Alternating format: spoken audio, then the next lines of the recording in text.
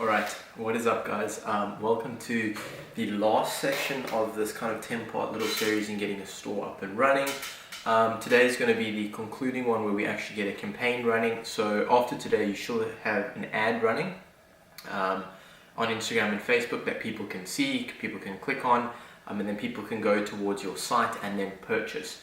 So I'm excited for it because a ton of people have already sent me a couple of messages saying, they've been following through.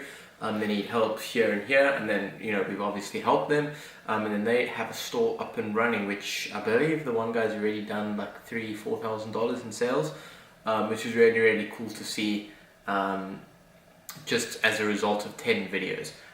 So to kind of give you a bit of a summary, if you're only catching on to this video, so in the first couple videos we kind of went over what dropshipping is, how to choose your product and your niche. Then we went into how to set up a store. Then we've been talking about the different aspects of Facebook ads and how that works. And then we showed you in yesterday's video how you can set up your Facebook columns and stuff in Ads Manager so that it makes more sense and so you can analyze and see what's happening. And today we're going to show you how you can actually get an ad up and running. So yeah, we're going to use yesterday's example for the Manchester United. I know the store originally was built around cats, but just for example's sake. And yeah, so you just want to go back to business.facebook.com. You want to go into your ads manager. I'll show you mine.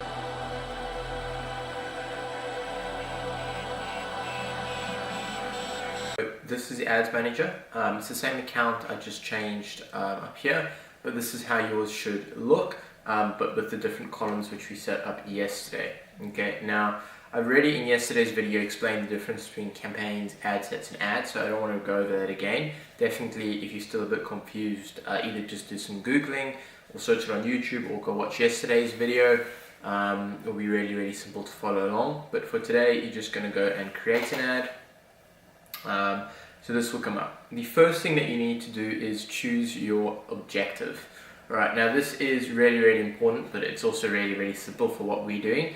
So when you're running dropshipping ads, you're either going to use one of these three. Okay, it's either going to be conversions, it will be catalog sales, or it will be engagement. Okay, now let me kind of give you a rundown of the different ones.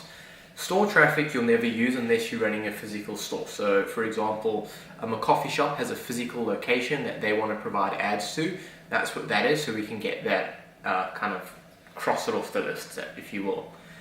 Messages as well is in order to get people to send you messages on Facebook Messenger. For dropshipping you're not going to use that, but if you're doing some other funnels and stuff you may, but for now we'll just leave it. Reach and brand awareness is essentially just to show a video or a picture to as many people as possible. Big brands, Pepsi, Coke, etc. will use that more for a branding style. Traffic is just to get as many people to click on a link as possible. Now, there is a very big difference between traffic and conversions. Both of them are about getting people to click on the link in the ad and then go to a website. The difference is that's where traffic ends. Conversion is getting people to convert, all right? And you can choose what conversion you want. So you can choose the add to cart conversion, the view content, the initiate checkout, the purchase conversion, okay? Now, with this, there is multiple strategies. So I'll tell you about that now. Catalog sales is dynamic retargeting, so that's your retargeting one. And then engagement is to get people to like, to share, to comment on the post and stuff. Really good for building up social proof, so you'll get tons of people liking the post and commenting. So yeah. Now here's the thing. There's tons and tons of very different strategies on how you can approach this. A lot of people will preach, do PPC, which is the engagement one first, which is fine. That way, their kind of thinking behind that is with your PPE, it is a lot cheaper to show ads than conversions. So they are thinking that they're going to want to show an ad to as many people as possible and see if people are clicking on it and buying, etc., as well as building up their social proof.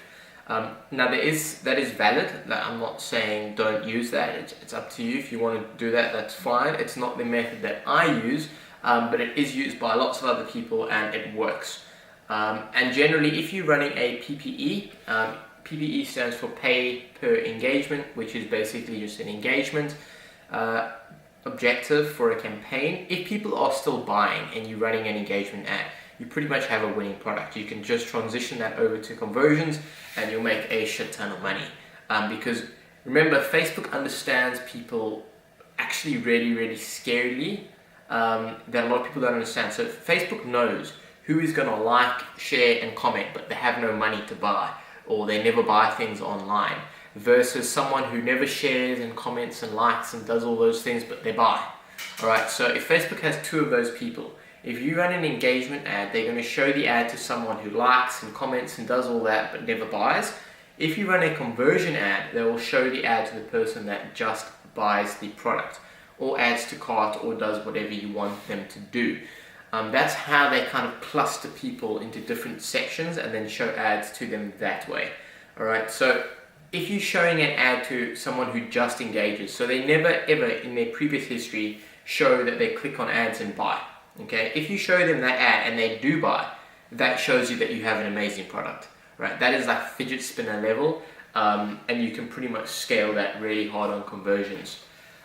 So that's one way to do it. Now the other way that I like to do it is with conversions, and just do different layers. So again, there's two strategies. You can either go straight for purchase, but remember, you have no data. So everything is about data. If you come in here with a new store, a new product, a new pixel, you've got no previous data, you've got no lookalike audiences, trying to go for a purchase conversion is going to be very difficult. Right, so in terms of actually setting it up, it's actually pretty simple. When you get here, you're just going to choose conversions. Down here, you can call it whatever you want. I'll just do conversions, product test 1, set up ad account. Now, the first time you do this, it will ask you to do this.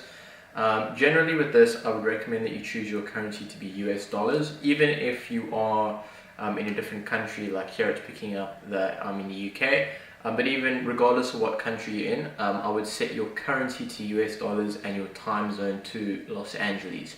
The reason for that is you want to schedule your ad to start at 0000, which is midnight the previous day, ahead of time, for the reason being that you want to set a daily budget. So you're going to set a, generally I would say $10 minimum or $5 minimum daily budget, and you want Facebook to have the whole day, because you don't want to start an ad at like 6 p.m. and then from 6 p.m. till 12 p.m. Facebook's going to have to spend your entire daily budget. So they're going to just show it to anyone and everyone they possibly can, because they want to maximize the money they can get out of you. So you always want to schedule it for the next day, and Facebook servers obviously are based in Los Angeles, so they reset every morning, so that's the best time zone to be in. And then US dollars, it's what Facebook works in, it's what Facebook charges in, and all dropshippers use it because your store is going to be charging in US dollars anyway. So you can go ahead and set this up. After that, it will take you to this. Okay, so here you can do an ad set name. So generally here, what I like to do is I'll put the audience and then I use arrows. So I'll show you that when we get there. But over here you won't see this. So we set up the Facebook pixel in the, I think, 2 videos previously.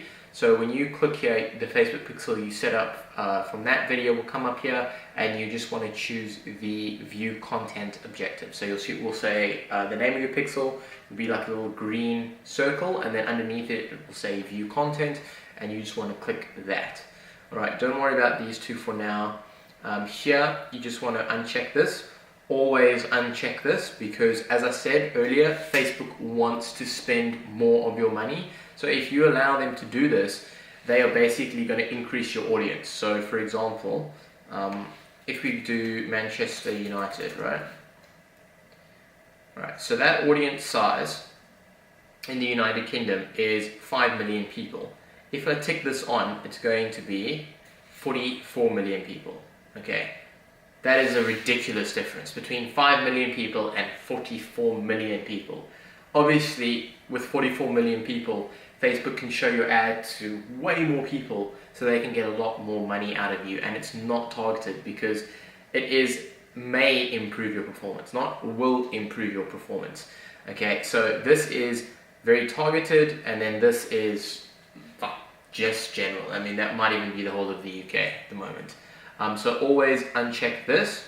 I like to do this in kind of stages because you really want to be watching this number and these two here. So you always come back to this, go here to edit placements, don't let Facebook choose automatic. Then first things first, you want to turn these two off. I'll just explain them though. So Messenger is if you want to show ads like that within the Messenger app. I generally wouldn't recommend it. And then Audience Network is essentially, you know, when you're playing an app or you're using a game on a phone or even on the internet, and like an ad comes up, so like Candy Crush, you're playing Candy Crush and an ad comes up, it's most likely using Facebook's Audience Network. So that's what this is. You can show ads in apps, but for the kind of stuff you're going to be selling on dropshipping, it's not going to be worth it. If you're trying to install apps and you're trying to promote an app, then you can have a look at it, but for now I just recommend turning them off.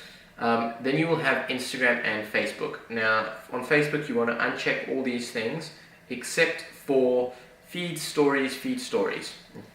Okay, now you never ever want to do feeds and stories in the same ad set. Okay, so this is one ad set that we're doing. So you want to either do an ad set just showing people in their feed, which is, you know, when you're scrolling down, that's a feed, so that's where your ads will show, or you want to do Instagram stories, which like that, and then Facebook stories is the same thing.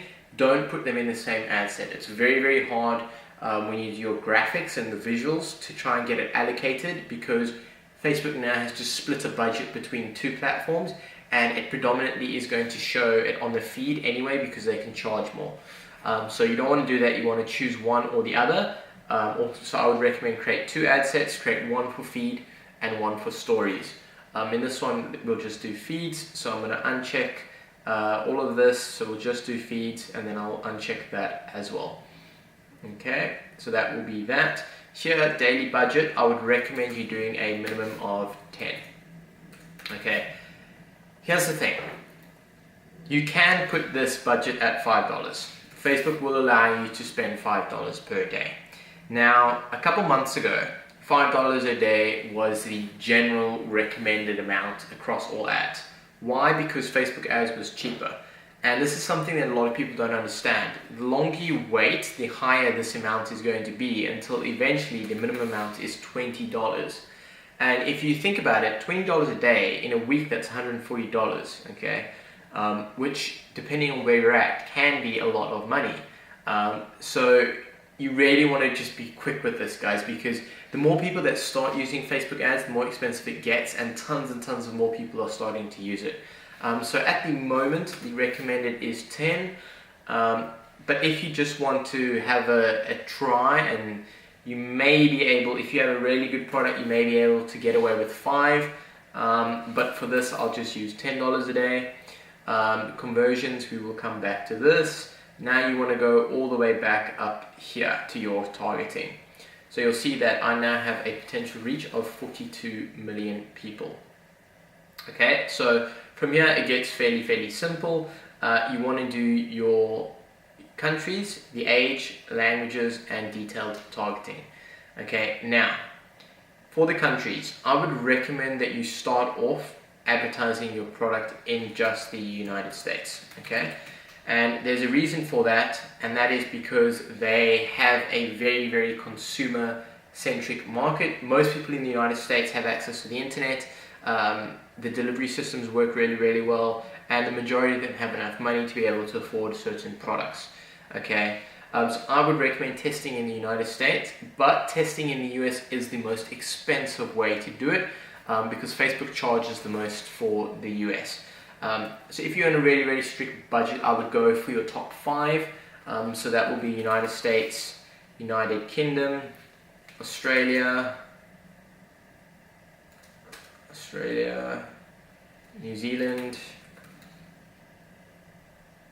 and then Canada. Alright, so those are your top 5 English-speaking countries that generally have a good trend of buying things online. And you can see with that, I have a reach of 310 million people, which is a lot of people. So you want to be careful with that. But again, understand that this is what is the general recommended thing to do, but you'll see if I do Manchester United, it makes sense for me to show ads in the United Kingdom, because not many people in the United States watch Manchester United or are affiliated with it. So if I want to sell a Manchester United ball, there's no point me trying to run ads in like the US trying to promote it. I'm just going to run ads in the United Kingdom. But that's a sports team, so it's very specific. If you're selling something that's very general, then obviously I would just recommend going with the United States and take it from there. The only thing is, if you do the United States, what you can do is you can include and exclude. I would recommend excluding California and excluding North Carolina. Okay, now why? These are the two most expensive it should be North Carolina, as this, maybe they've changed it.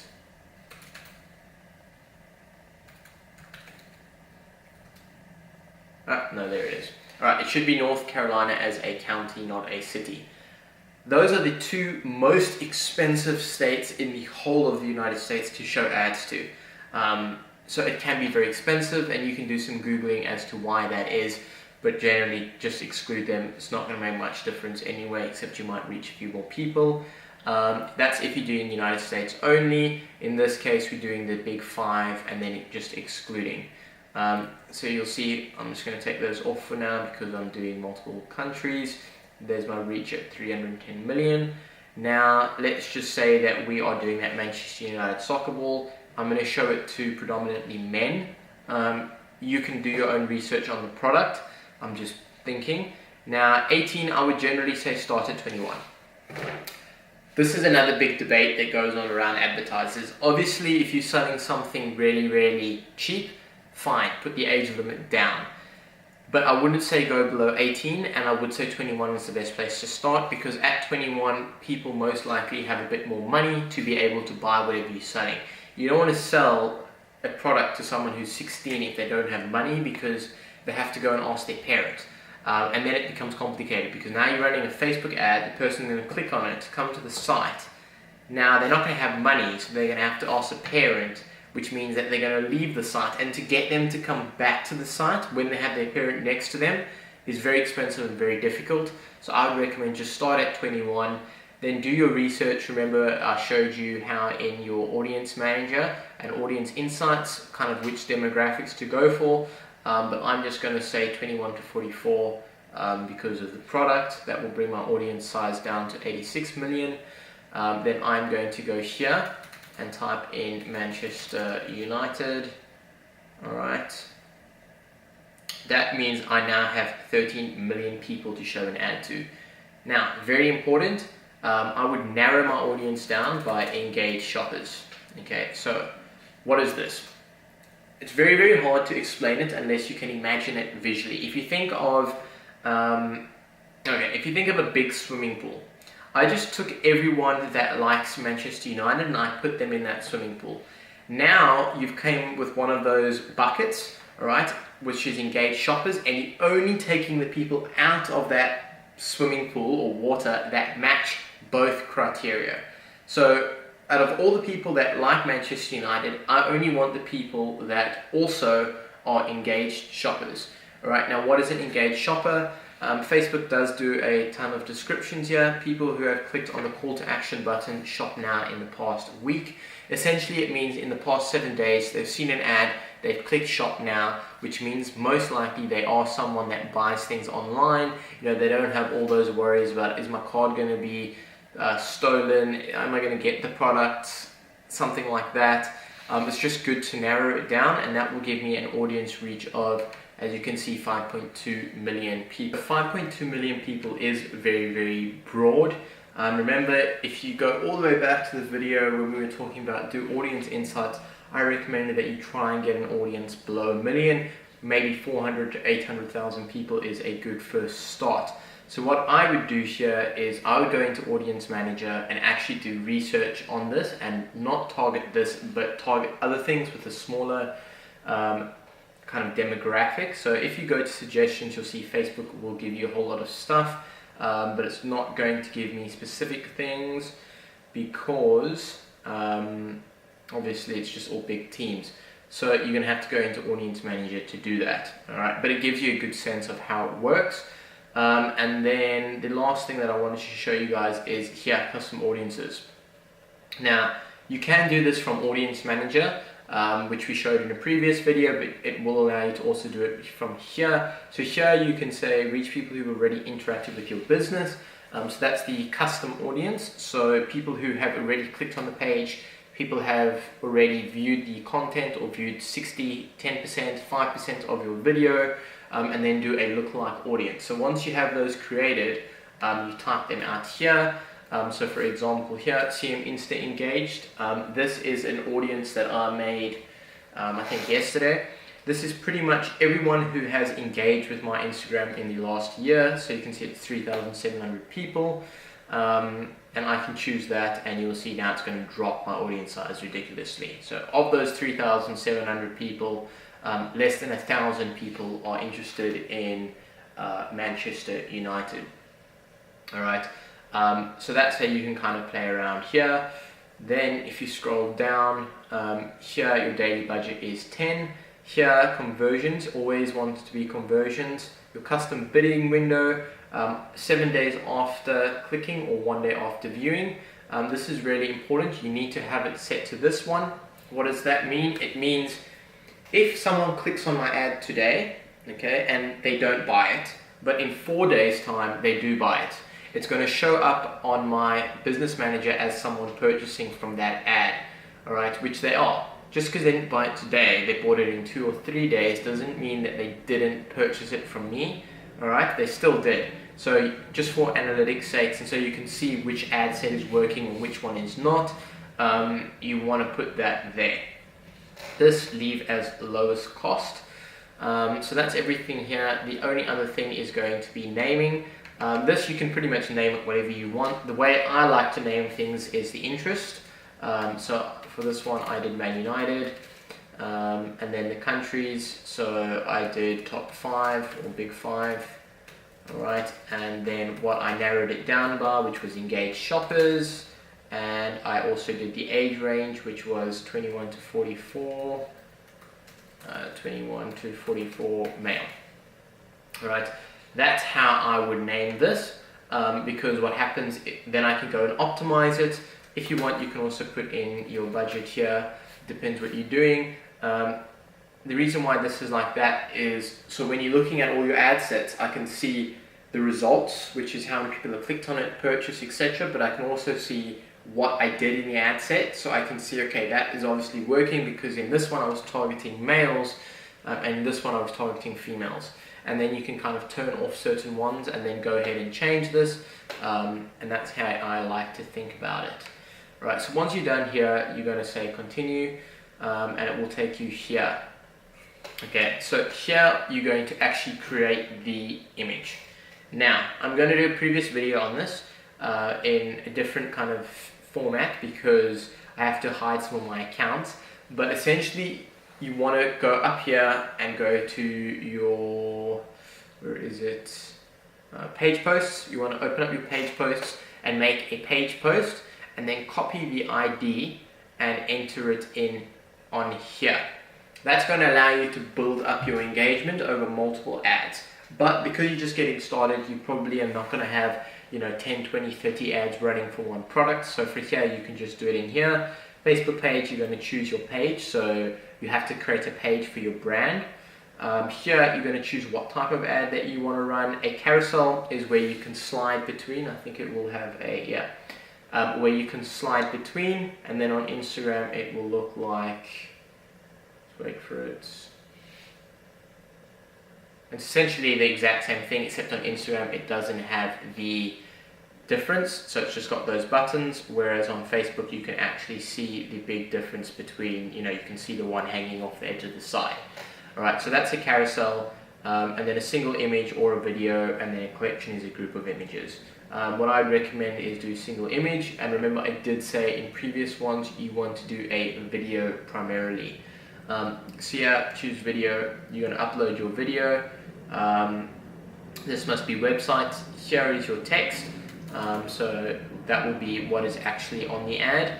The website URL will be something like www.yourstore.com/products/whatever the name is, and you can get that within Shopify, right? The headline, if you're running a story ad, your headline is not going to come up anyway, but what will happen, that will be really nice with you guys, is for me it's not showing because I haven't loaded a video, but when you do load a video, it will come up here, and as you're typing in things, it will show you what it looks like. And then here, your call to action, you've got learn more, contact us, all of these things. I would recommend just putting it as shop now, and then you're pretty much just going to press confirm, and then Facebook will go ahead and run it. Alright, now as a bonus thing, I was talking about scheduling your ad ahead of time. So to do that, remember, this is something that Facebook doesn't really want you to do, because they know that they can't make as much money, but essentially you're going to say start and end date. So you're going to put that here, and let me just say that I choose that someone start my ad on the Sunday, which is the 3rd, and I can set my time to 00, and that's when the ad will start running. Alright, pretty much that is it, guys. Very, very simple. A lot of this has to do more with your audience research. So the setting up and stuff here is easy. It is actually deciding what am I going to put here, and then the narrowing down is always the same, but this is the tricky part, and that's where all the research comes in, and that's where, you know, multiple ad sets come in. So I might do Manchester United here. Let's say I'm doing a football, just a general football soccer ball, right? I might sell Manchester United, and then alright, say okay, well the same soccer ball can also be used by people who like another team. Right, so then I could go to people who like the game FIFA, and I could make a second ad set with people targeting in FIFA, and then I could change it and make another team, and then you can have 10 different ad sets with different targeting running at the same time, see which one is working the best, and then just increase the budget on those, and then get rid of the ones which are not working. So guys, that is a very, very, very basic kind of understanding on all the different elements that go into dropshipping. I haven't gone into everything in super detail. I will in the next couple of videos leading on. But if you haven't subscribed, now is a great time to subscribe. Send me a message on Instagram when you have a store up and running. Let me know how it's going. And yeah, I hope you enjoyed the series, and I will catch you. I'm still doing daily videos. It will just not be part of a series anymore. So I'll still see you in those. But yeah, subscribe, share the video, hit the thumbs up, do all those things. I haven't really been saying it that much, but now's the time to do so if you haven't, and I will see you tomorrow.